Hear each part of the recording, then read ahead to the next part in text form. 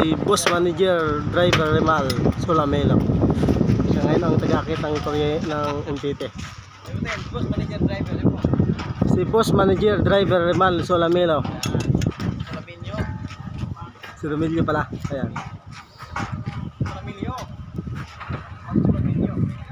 Si Romilio nga. Solamilyo, yung katawa, di ba? Siya ngayon ang ating MTT boy.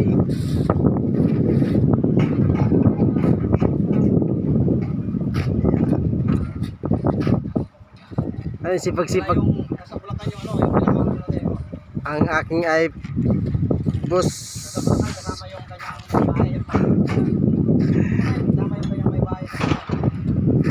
Kasama mo baka hindi.